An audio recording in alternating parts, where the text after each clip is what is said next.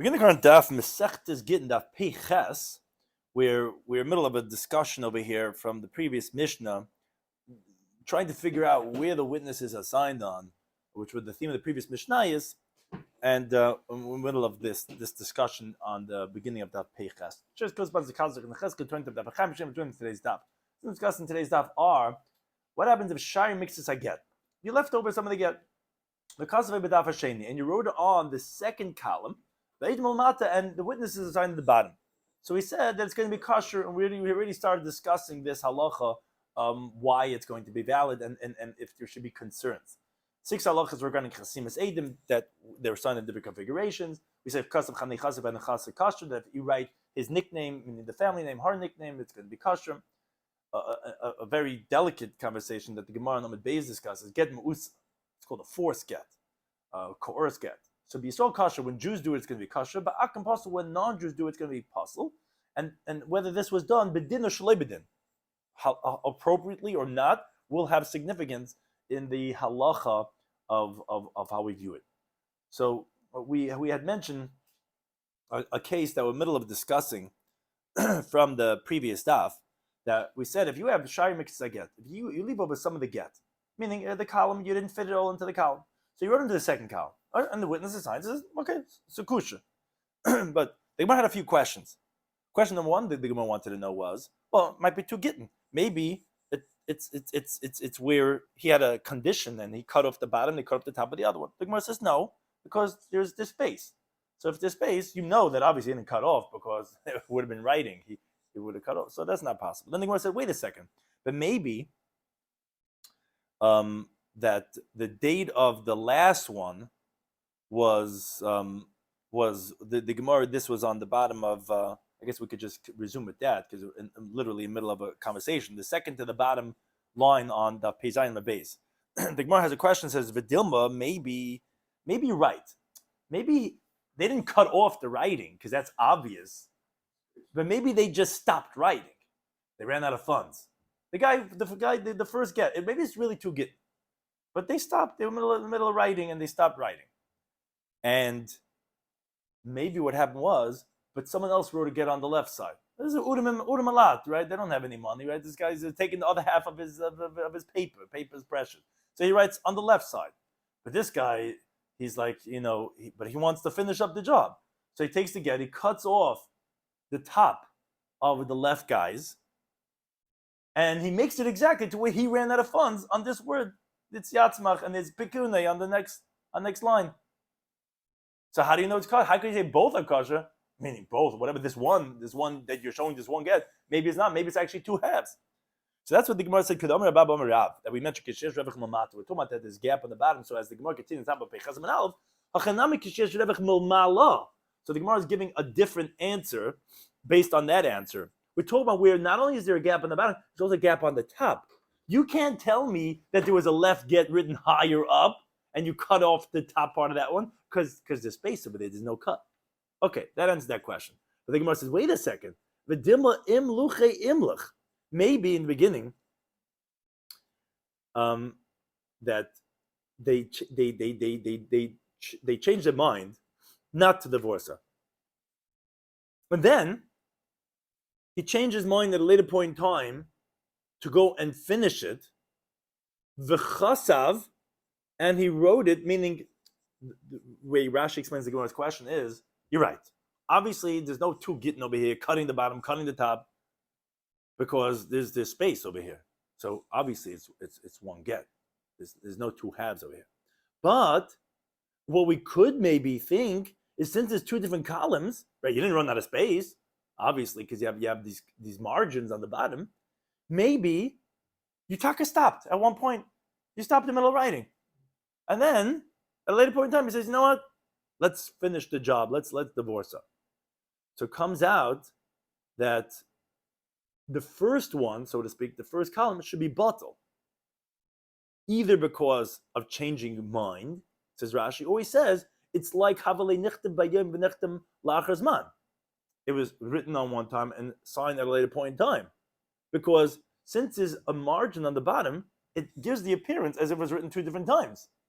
And if that's the case, it wasn't written in one in one stream of, so like at least according to one of the Pshat Rashi says, which is Nechta Bayam and Nechta Malach Hazman. So when it was signed was not when it was written, because it probably was written a few weeks before. So that's not kosher. So we should be concerned for that, because it's on two different columns. Says the Gemara, no. The Kosav, because it's written Hareat Milmata Umeteres Milmala. The line of Hareat Meteres Adam is on these two different columns. Now, as Rashi explains, nobody is changing his mind mid-sentence. If the guy is stopping, he's not going to stop in the middle of a sentence. But the Gemara says, but maybe it did happen. Maybe they did.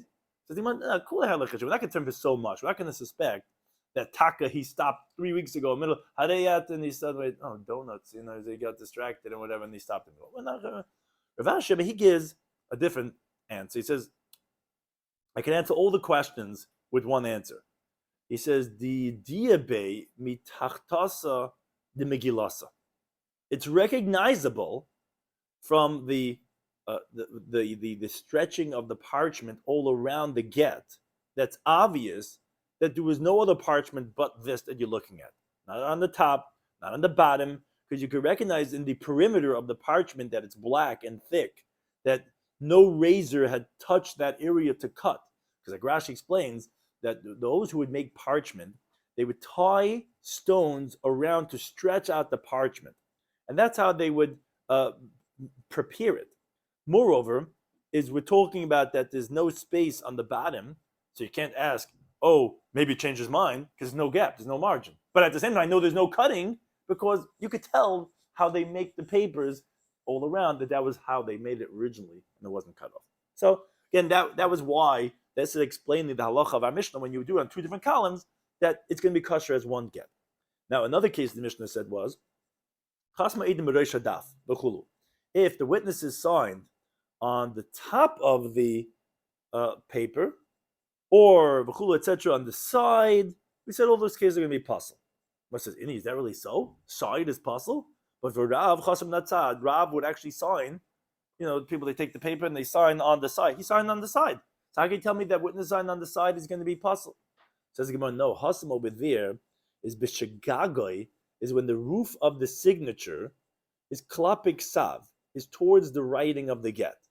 So if you're writing on the side, but the top of your writing is towards the writing, most definitely you're signing on that get. Our Mishnah is when the legs of the signature, which means the bottom of your writing, was towards the writing of the get. That you could say maybe there was something else above that signature, because usually you write, your top is towards what you're writing. Even you're writing, let's say, perpendicular on the side, it's on that. So, but the Mishnah is talking about where the writing was the other way, that the legs were towards the get itself. I hear. So you could say that maybe what's above his signature was what there was a document written over there. Maybe that's what they signed on, and that's why the case of the Mishnah is possible. So the Gemara says, wait a second. Now, then this that we learned in the Mishnah. Another case was hikev reisha shel zebetz hareisha. We said if, let's say, the two tops of the Gitin meet in the middle, and we said the witnesses are in the middle. So we said over there, okay, shnei b'sulim, they're both going to be puzzled. Says the Gemara, based on what you just said, why would they both be puzzled? The lechzi hai minayu. We should see which one of their roofs are klapik sav, are towards the writing, v'lis kasher, and to validate that it's for sure on that one that he signed, because as Rashi explains, the Gemara assumes that the witness is signed in the width of the parchment, the order of how the Gitin are written. So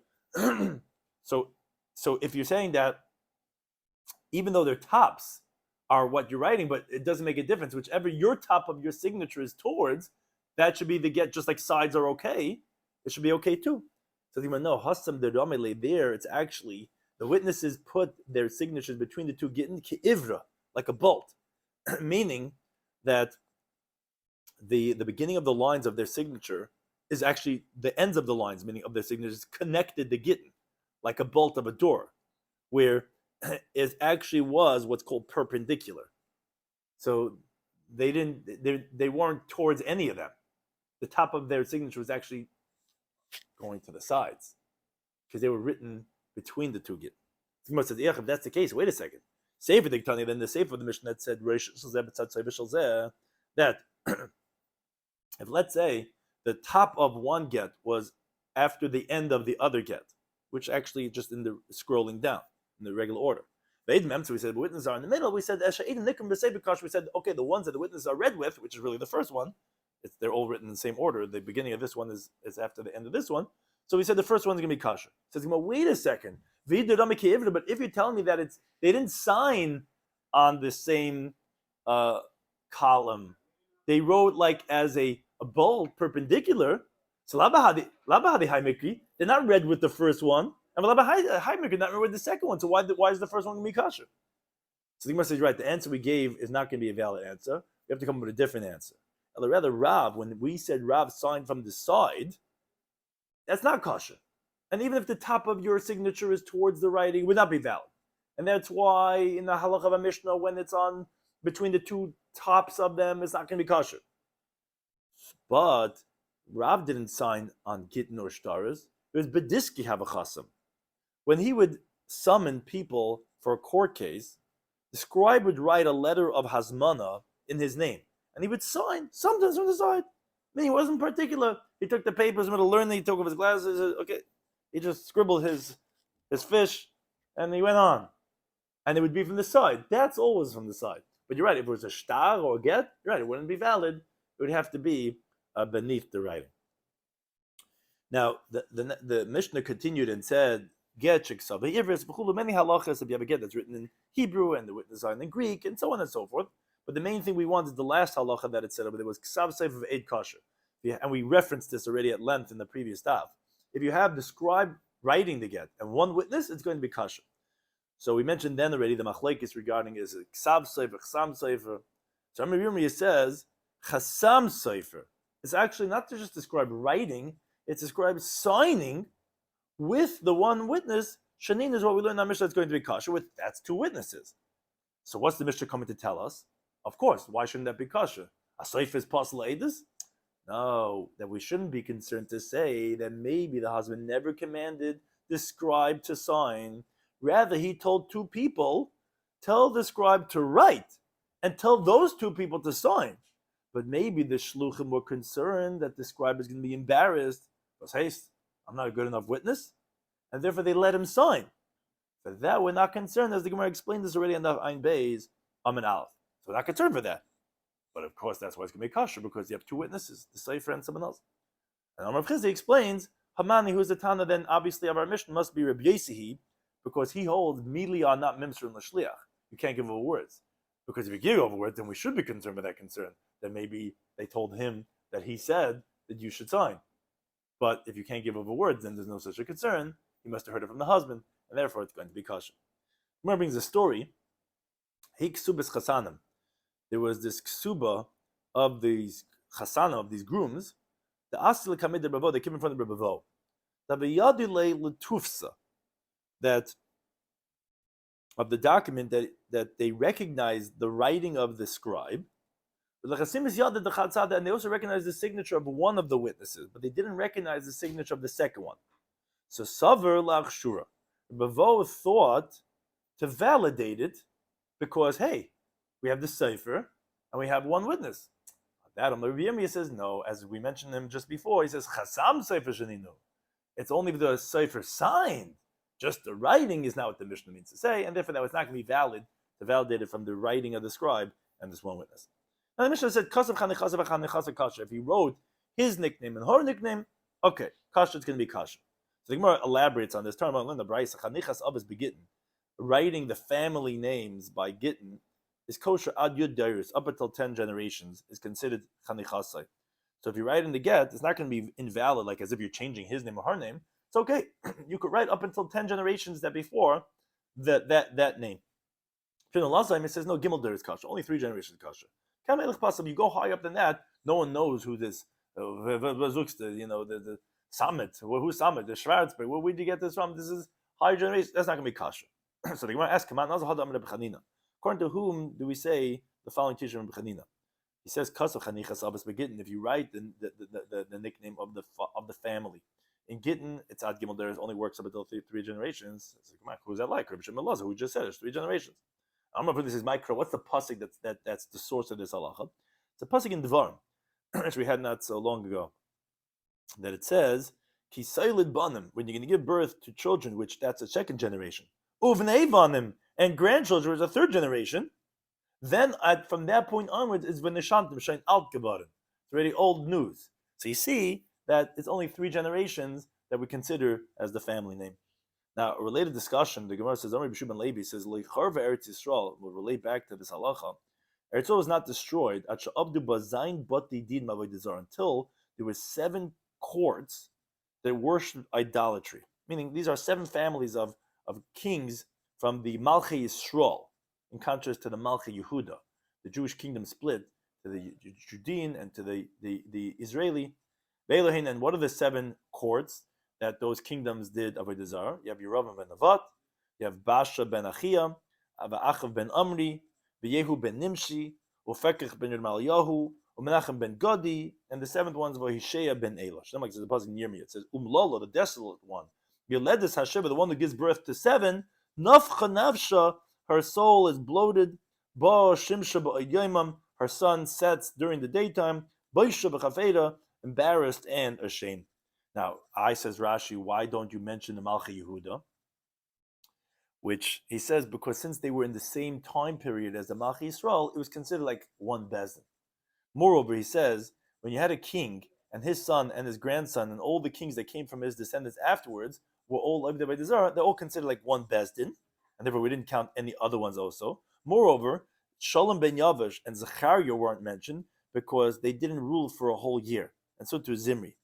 Moreover, Imri, who was the father of Achav, why was it called based on Achav and not on his father Imri?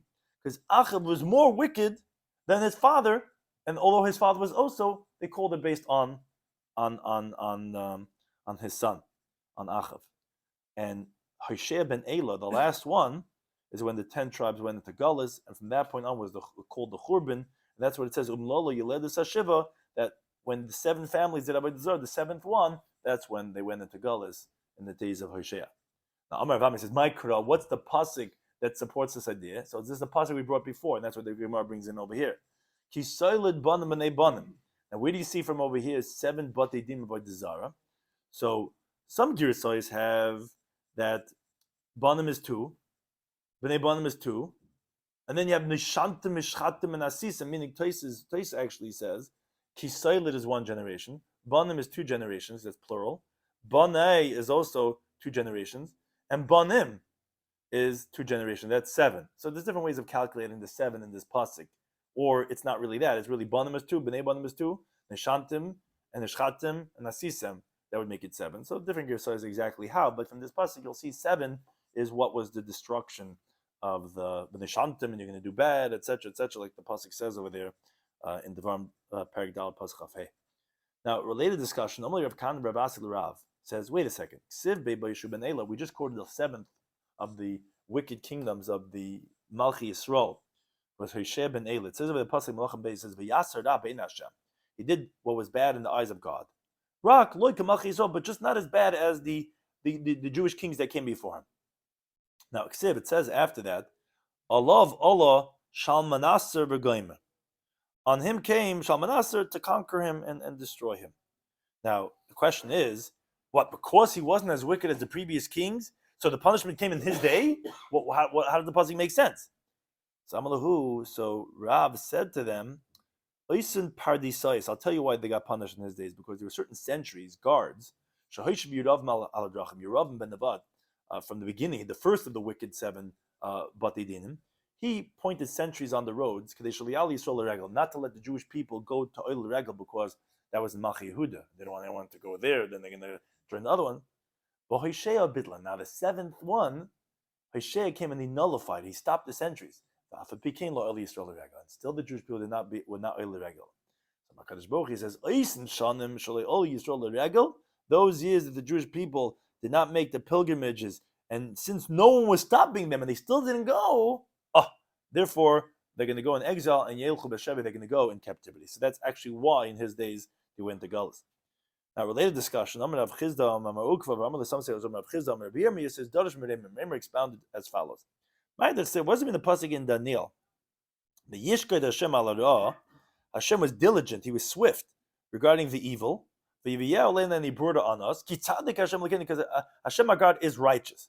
How do you read the pasuk? Because Hashem our God is righteous. So therefore, so therefore Hashem is swift and He brings the evil upon us. Ella rather says the Gemara, the tzedakah was, and this is talking about the time of the Churban, as we were just discussing previously in the Gemara. The righteousness that Asa Kadosh Baruch Hu saw that God did with the Jewish people was Shehigla Golas Tzidkiyahu, that He went and He swiftly made the exile of Tzidkiyah HaMelech to destroy Yerushalayim, that everyone should go into exile. Va'adayin Golas Yechanya, that the Golas of Yechanya, which was Yehoyachan, which he went into exile before Tzidkiyah, a period of 11 years, and that Golas was still Kayemis, was still around. That was considered tzedakah from Hashem, that He swiftly destroyed His own home, that He could exile the generation of Tzidkiyah to Babel, while the Chachamim of the Golas Yechanya were still around, that they could then teach Torah to those who went into exile after them, because most of the Chachmei Torah had gone into Golas with Yechanya already. Like it says by Golas Yechanya, it says a pasuk in Lachem Beis, it says a Chodesh, which literally means to say the craftsmen, Bamazgir, and the gatekeepers, Elef were 1,000.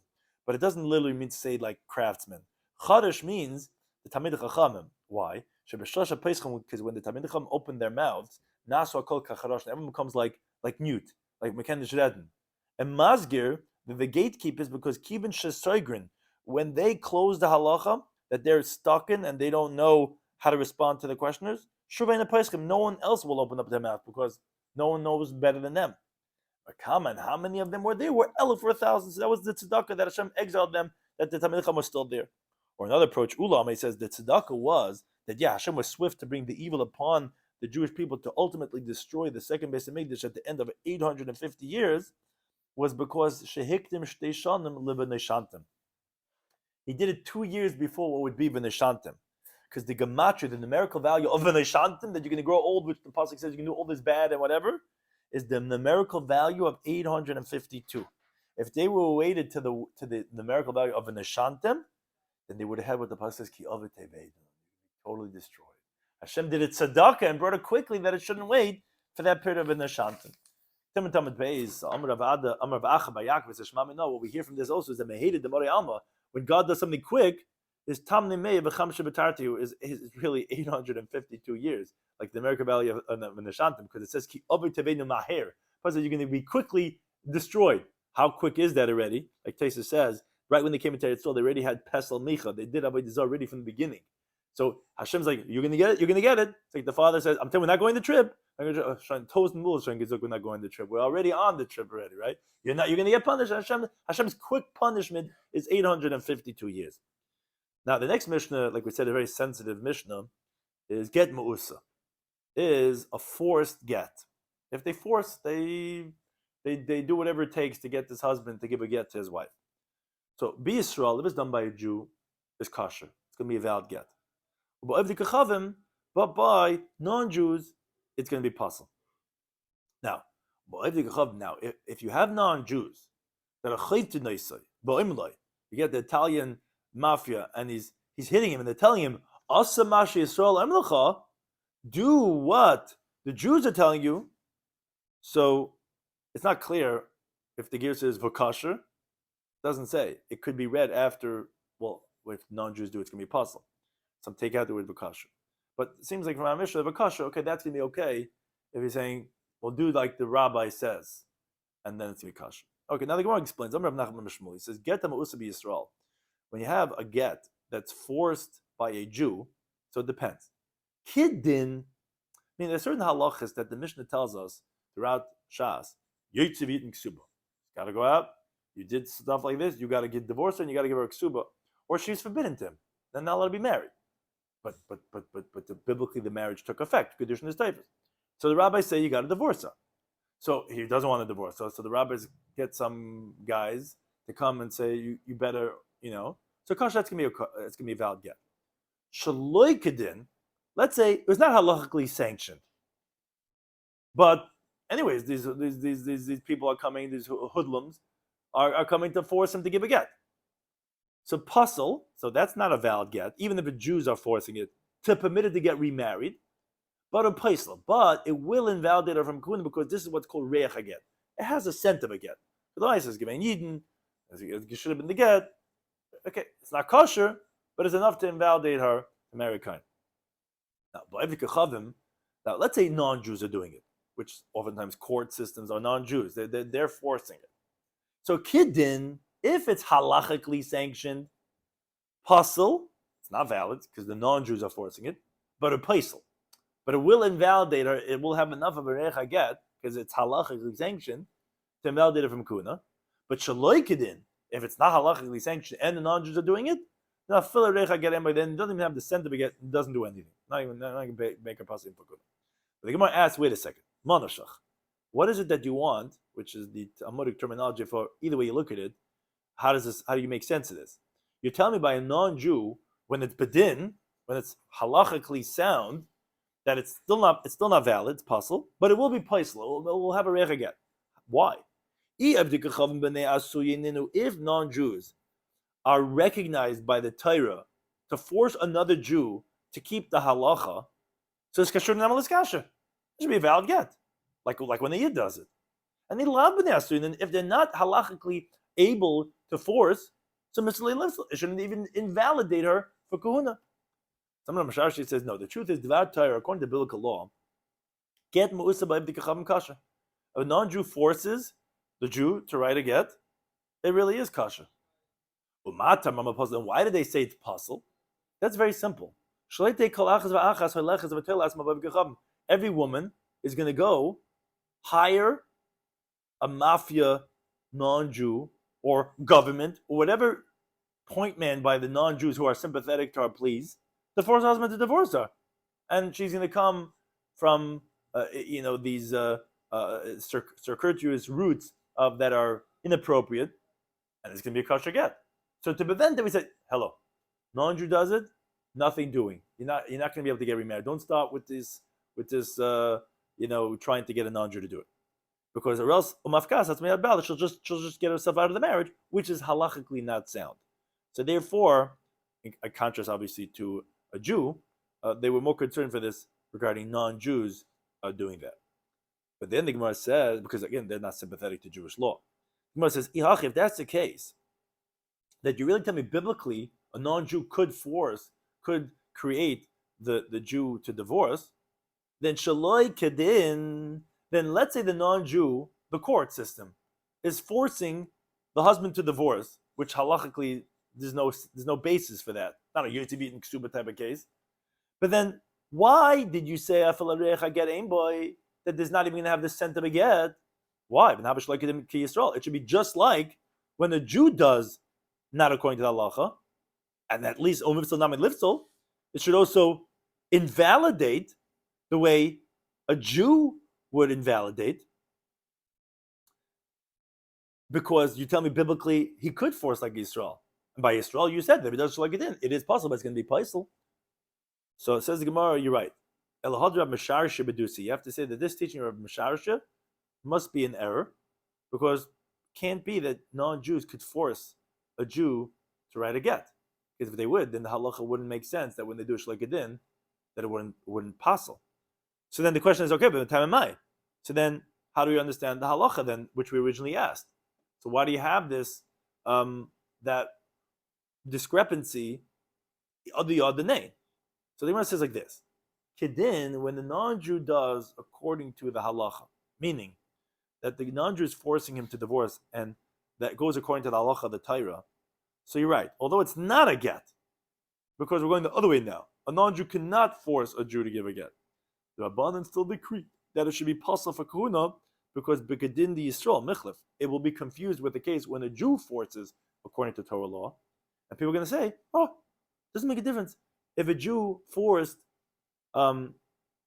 even Kedin, it's not going to be pasul. But that is a kosher get. So when a non-Jew does Kedin, we're going to say it's at least going to have a recha get, because else if it doesn't do anything, you might confuse it with a Jewish get and think a Jewish get that's forced also doesn't do anything. But Shaloi Kedin, which was where our question was from, when the non-Jew does not according to halacha, Begedin Yisrael lemechlav. That's not going to be confused when the Jew does according to the halacha. So if you say that you're going to confuse Shaloi Kedin of Yisrael, and you're going to come to say that Shaloi Kedin of Yisrael is also not going to be possible, because you see by the non-Jew it's not possible. But before we said it's possible, says Rashi, no, Shaloi Kedin of Yisrael is only a Gezerah because of when you do it Kedin. So we're not going to make a Gezerah of a Nachri, Shaloi Kedin, because of the Yisrael Shaloi Kedin, which is confusing because of Yisrael Kedin. That's already 2 layers apart. We don't do that. The old halacha really of Yisrael only works when he does it Kedin. And the Nachri can never have anything. When he does it Kedin, which confuses Yisrael's Kedin, then we're going to say, okay, at least it'll apostle because of Reich again. Now the Gemara continues and says that Abaya Ashkeche le Rav Yosef. Abaya encountered Rav Yosef. The Yosef become Asa Giti. He was forcing a husband to divorce his wife, according to the halacha. So Abaya said to him, Rebbe, but we're common men, meaning we don't halachically have the status as a mumcha, because a mumcha professional is only someone who has smicha, because the Torah calls judges elikim, and there's only smicha in Eretz Yisrael, not in Chutzlar, as the Gemara says in Sanhedrin, Abidal Manav. And Matanya, when the Brayso, he says, wherever you find gatherings of non-Jews, even though their laws might be the same laws as Jewish law, you're not allowed to go and address yourself to the non-Jewish court. So like says the pasuk in Shemais, and these are the laws that you should put in front of them, meaning what's them? Rashi explains is going on the 70 elders that went up with Moshe to the mountain before Mountain Torah. Now, even though this parasha is written after Mountain Torah, after Parashat Yisro, but it actually was said before Mountain Torah, and the Mizbeach was built, and they brought up Oilis and Shlamim, and it's with that blood that they came to the covenant. This was all before. So interesting, Parashat Mishpatim, Rashi tells us, is actually before Parashat Yisro. Now, which tells us Lefneihem, in front of them, meaning in front of the elders, not in front of non-Jews. But that's not the main thing we want. The next interpretation is Lefneihem, in front of them, meaning Zekenim Dev Smicha, not in front of the commoners. So, how could you, Rabbi Yosef, force this guy to give a get? That's only for people who have smicha. We are on chutzah, we don't have smicha. So Rabbi Yosef responds and says, Anan shtichusayu. We, the agency of the people of Eretz Yisrael, the Dayanim there who have smicha, kavdina, they give us permission. Me to the habit, just like when it comes to monetary law, ahidayis, v'avois, when someone makes an admission or regarding loans, that we do their agency as the Gemara says, and end up beis and beis. So you're right, we're the shluchim. But you're right, we ourselves are not doing it. We're executing based on the Dayanim in Eretz Yisrael. So on that says Abai, if that's the case, then we should also be doing their agency when there's cases of theft or of injury.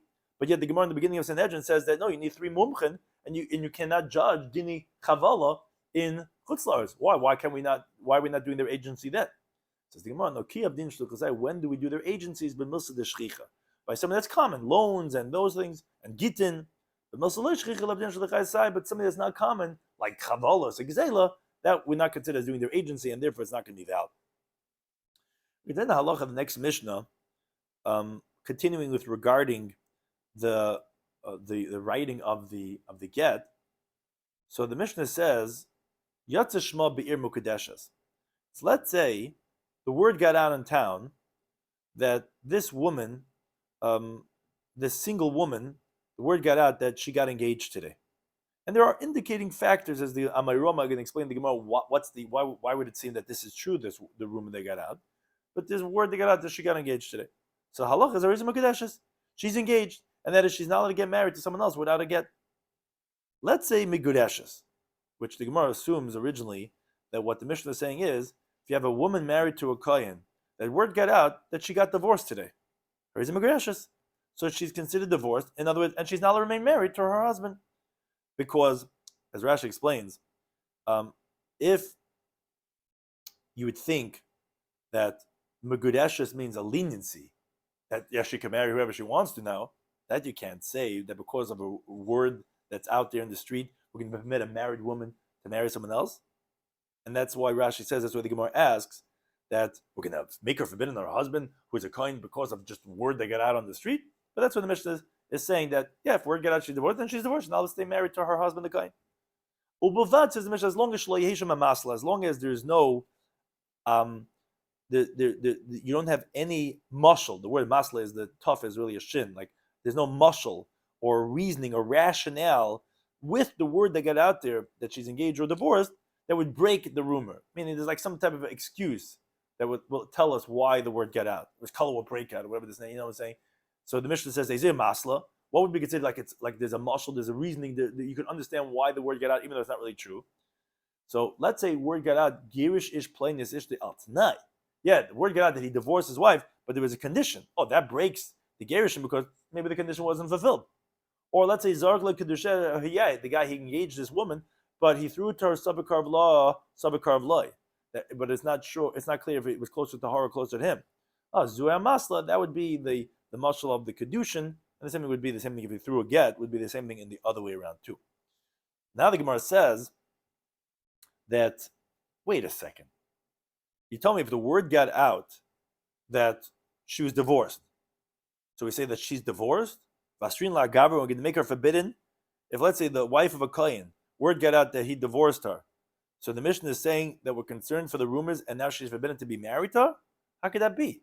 Rav Ashi says, Kol Kolom, any rumor that goes out about a woman, the bus and the suin, after she's married, and there was no such rumor before she was married, we're not concerned with it. For let's say a woman got married to a kohen. And then word gets out, this woman, she's from that town, she was a Zaina. Well, let's say word gets out, she's a Grusha. We're not going to remove her from the husband, only when it's verified testimony. This woman is married. And of course, rumor goes out that she's divorced, she's been to the husband. Somebody says, come out. When the Mishnah said that word got out that she's divorced, is going on the first case that we spoke about of the Mukadeshes, of the single woman. Yatzishma, it's one case. Yatzishma be a Mukadeshes, and let's say word gets out in town that she's engaged. So we said we're concerned for that. We said raise the Mukadeshes. So she's considered engaged, and she's forbidden to marry anyone else besides that man. Then Mukadeshes, she's engaged, umugreshes, meaning word gets out about her that she's divorced. That person who the rumor got out that he got her engaged, divorced her. Oh, says the Gitin Daf pei Testament Aleph, Hadezim Mukadeshes. Then she will be divorced and she'll be permitted to everyone. My time, what's the reason? Of course, Koil, the word that got out, that for that would concern initially that she's engaged, it has its receipt, it has its what breaks it with it. Because the same guy that the rumor got out that she was engaged to, word gets out, he divorced her. So the Zelba Koil is telling me that she's divorced, and that's the case. But you're right, if a regular woman that's married, the word gets out that she's divorced, of course she would not be considered as divorced. Think to any time. Those things.